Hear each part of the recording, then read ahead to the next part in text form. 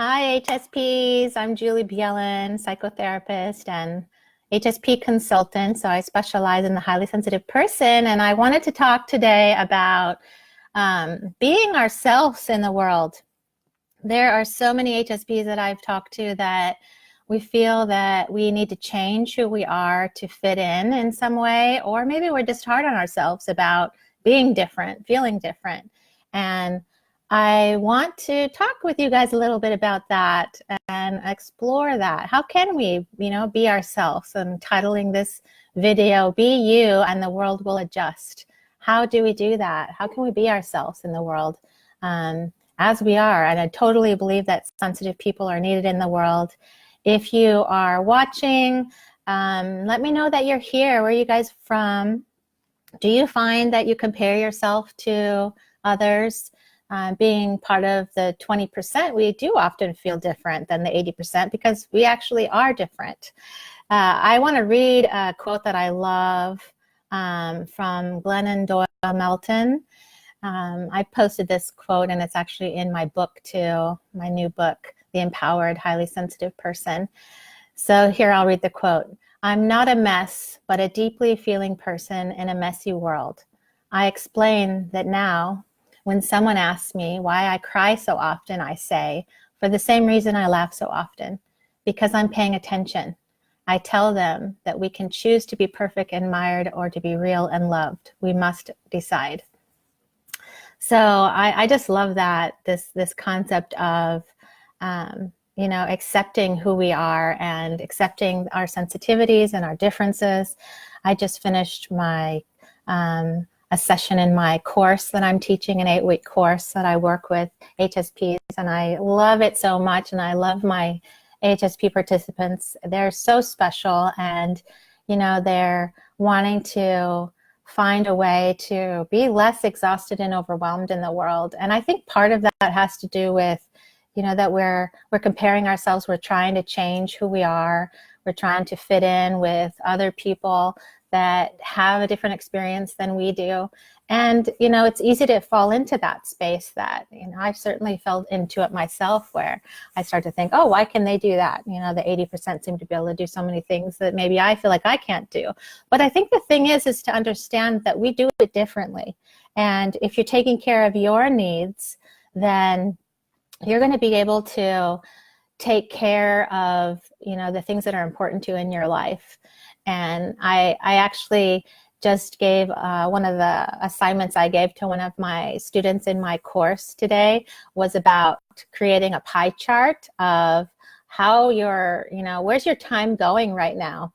And where do you want it to go? So if you think about, maybe Monday through Friday is one pie chart and Saturday and Sunday is another about your time. Where's it going right now? And then create another pie chart about where do you wish it was going? And it's a really enlightening assignment to do, because we usually realize that there's some hours that we need to take from somewhere, and usually it's maybe we're working too much or something like that, not having enough time to ourselves.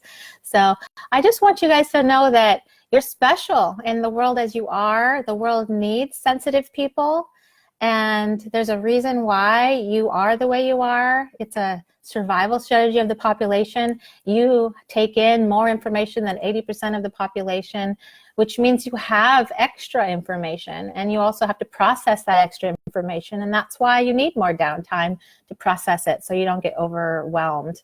We also want to look at, where's our energy going?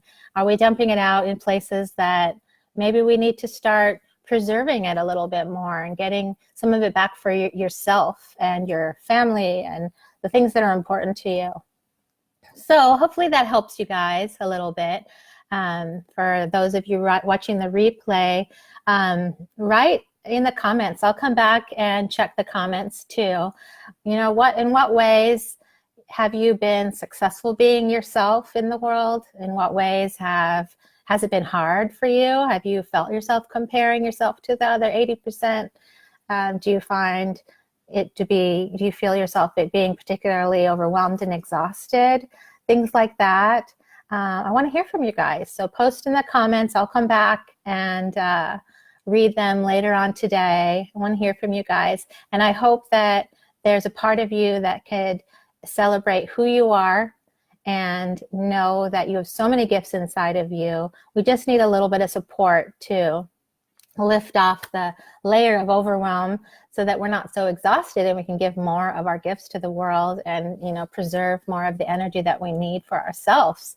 So this week I'm going to be sending out a newsletter. Every week I send out a newsletter that I write from my heart, and I invite you guys to subscribe if you're not subscribed.